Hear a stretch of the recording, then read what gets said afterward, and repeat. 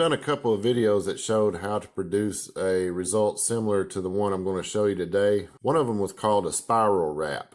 And another video I did showed how to twist two strings together or two threads together to get a piece of decorative trim thread that you can use in your guide wraps or your trim bands. And in that video about twisting two threads together, I had a thumbnail that showed a decorative wrap that I came up with using the two threads twisted together. And I just kind of call that decorative wrap that was in the thumbnail a helix wrap. Well, today I wanted to show exactly how you do the helix wrap.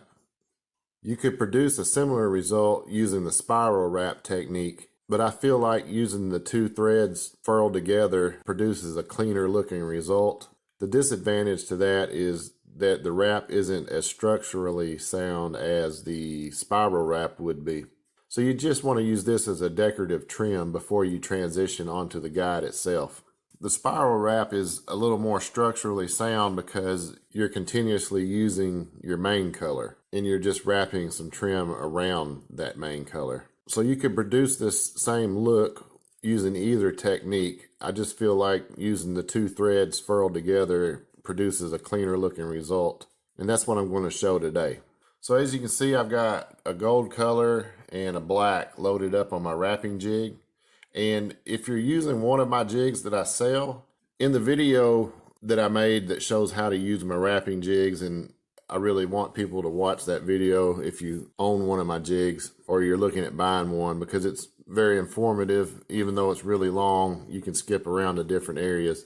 Well, in that video, I mentioned that I like to wrap metallic threads straight off the spool onto the rod. Here, I'm not doing that. I'm going to be running it through the tension system, through the tensioning wire, and down through the guides, just as I would any other thread. And this metallic thread I've got is pretty sturdy. I don't have any problems with it fraying or anything running through the guides. So I'm not going to be running it the way I show in the video, simply because I know this thread can handle running through the guides without becoming frayed or anything like that. So I just wanted to clarify that real quick in case somebody picked up on that I'm not running it the way I recommended in the video. And that's because I've just found over time that this particular metallic thread doesn't give me any problems.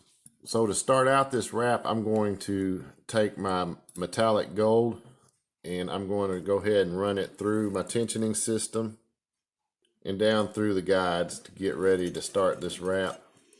And this will be my trim color. And because this is just a demonstration video, I'm using an old guide and it's a little crusty, but it'll work for this video. I'm using a rubber band to attach the guide temporarily to the blank. And if you did not see the video I put up about that, I'll put a link up here in the top right hand corner of this video that you can click on and go check that out as well. There's a couple of different ways to use rubber bands on that video, and one of them I learned from another YouTuber, and it's a way to more securely fasten it than what I'm showing you here. This is just a quicker way to do it. The way that they show, actually, you can do load testing and things just using a rubber band on the guide. It's so tight. But for what I'm doing here, this will work just fine. And I use this more often than not because it is so quick and easy to put on that way. What I'm going to do now is I'm just going to introduce my trim color, which would be the gold, and I'm just going to insert that under that guide foot to hold my tag to get started here. And I'm going to choose where I want to start my trim at. I'm going to start it well in advance of the guide. And because this decorative trim takes up a little space, it might be something you'd want to use like on your first guide of the rod and not on the other ones. Or you might want to use it all the way. It just depends on how much trim you mind having on your rod blank in different areas. For me personally, I prefer to keep my bigger stuff on the stripper guide or the first guide. So I'm going to get this trim piece started here. I'm going to try to make my tag in somewhere around the tip of the guide foot. Since this would be a spinning rod guide, I'd want my tags to be on the guide foot side. That way they're less visible while you're fishing.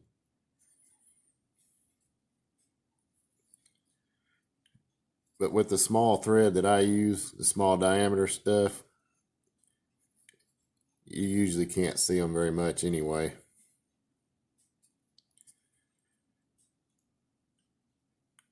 I believe this is my third wrap. I'll just do 5 here to get this started. I'm not being super careful with this or trying to keep everything really tight together, since this is just a demonstration video of how you do this wrap. I'm not too concerned about how exact or precise everything is. I just want to give you an idea of how you can do this decorative wrap. I want to trim that close to my blank there. I got my trim band started. I'm going to go ahead and insert a pull through loop now. I'm going to put 5 more turns on that.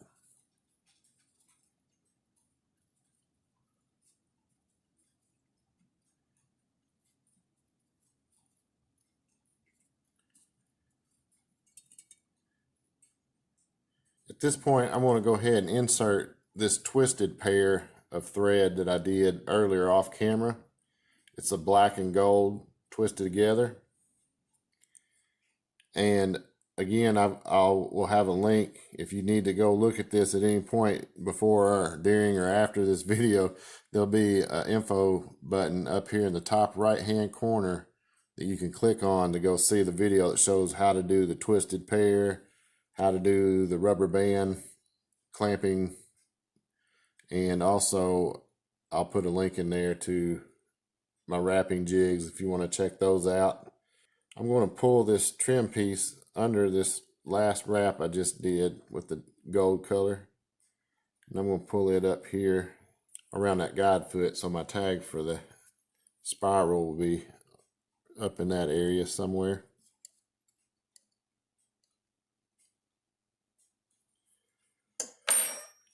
And now I'm going to put probably 3 turns here.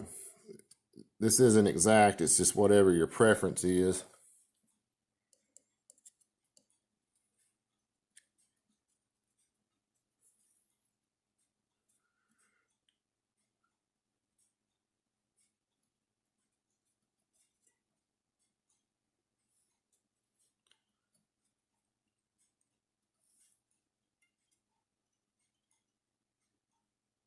I might just go ahead and do a couple more. Now, you'd want to plan all this stuff out in advance. If you were building a rod, it'd make it a lot easier on you to know how many wraps you were going to do. I'm just kind of winging it for the video here.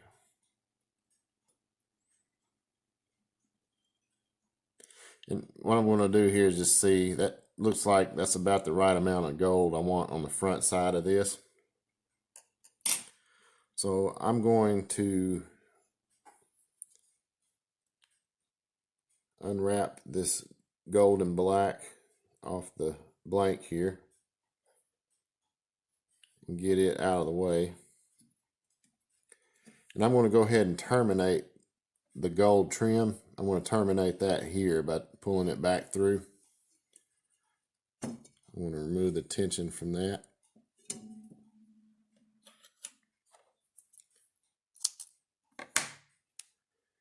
And I'm going to pull my gold through.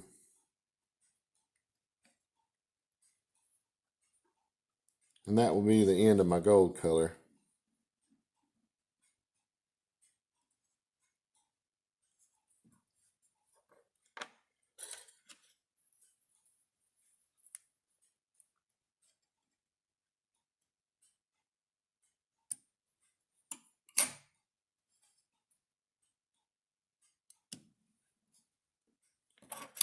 And now, of course, you would want to straighten everything up, get everything good and tight.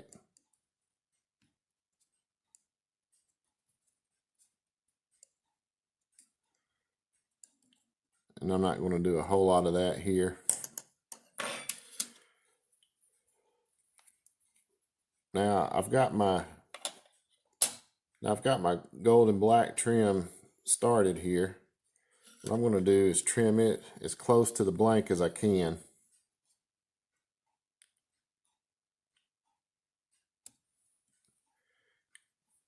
And as you can see, there's just a little bit sticking out there. So I'm going to pull this thread back through just to get it tucked under there. And if you do that too hard, you will pull it right out. There's not a whole lot holding this there. So you need to be real careful when you do that, that you don't pull that trim thread that you've just inserted out, because then you'll have to start this wrap over again. All right, I'm happy with the way that looks. I want to go ahead and start this wrap, and I'm not using a whole lot of tension here. I'm just going to wrap it like you would any other wrap.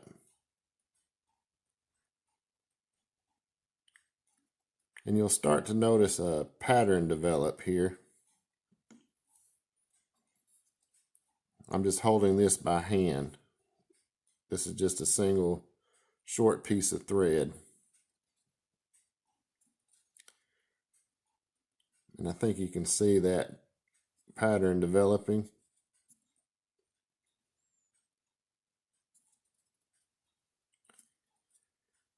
And it kind of looks like a helix or a spiral shape.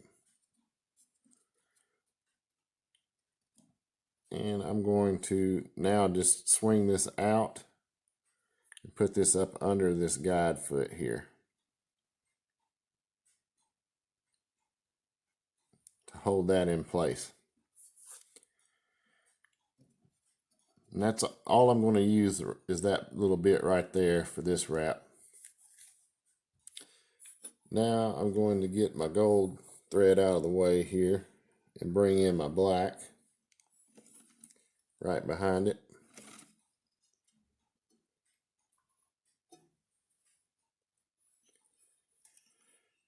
And since I tucked this trim under here, I'm going to tape the black down back here somewhere to get it started.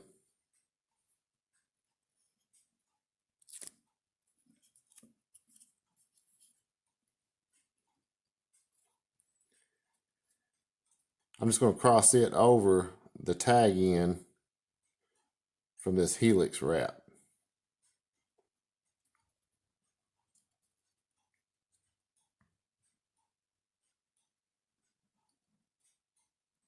And I'm going to get about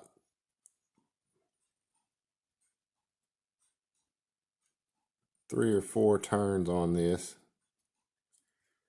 before I trim that spiral or helix wrap back. That ought to do. Now I can take this off of here. Take my tag for the black off too.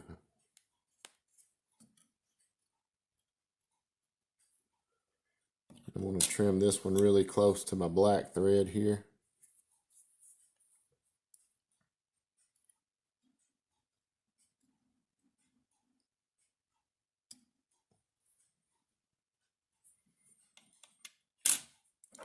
I've got a little gap here where that's tucked under, so I'm just going to push that together. Get everything tightened up right in this area.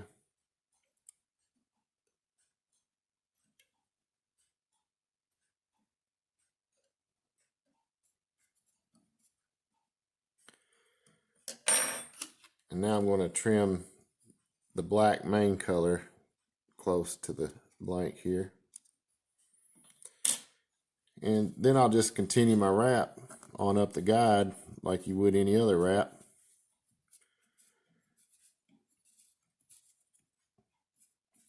So I'm going to finish that up, and then we'll come back and see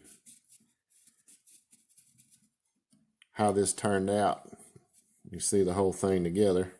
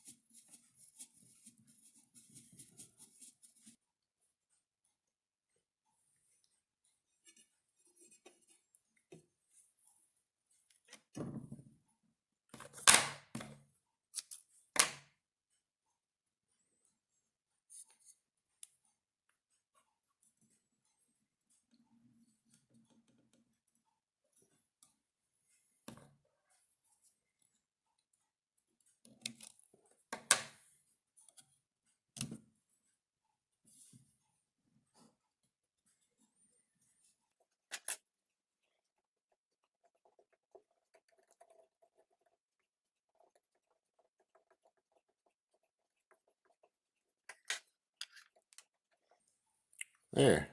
I think these wraps look really nice. They're a little sophisticated looking, but they're not super hard to do either. And I really like the way you get a transition from the gold to the black in this area. And it's a real clean looking transition, and it's a decorative looking transition. So there's not an abrupt change from the gold trim to the black main color. There's kind of a transitional period here. And it's somewhat similar to a fade wrap as far as that goes, because you're doing a transition between colors by mixing the two colors together. But it's a totally different look, and I think it's a really neat look. And you can play around with this. You know, you could do a smaller main trim color. The gold could be half this size if you wanted to, and you could double the helix area and go into your main color after that. But this is real structurally sound on this end. The guide is wrapped just as it should be. Any other wrap would be wrapped the same way. But your trim is not quite as structurally sound, but it doesn't do anything other than decorate in this case, so it's not a problem. So I hope you like that wrap. If you like it, leave me a comment below. If you try it, I'd love to see you send me some pictures of it so I can see what you do. There's people that are a lot better at this stuff than I am. I just like to come up with different techniques and ideas, and I try to share those with people on my channel. So subscribe if you haven't already. I'd really appreciate that. And I'd like to just kind of have a community here where people can come and bounce ideas off of each other in the comment sections. You can always email me. There's a link in the description. It's thefishinghobby@gmail.com. Just you can email me that way if you want to send me pictures, or you have any questions you want answered. I might be able to do a video for you. I've done that for people in the past, several times actually. So, you know, let's just keep the lines of communication open. Subscribe to my channel if you haven't already, and keep rod building. Talk to y'all later.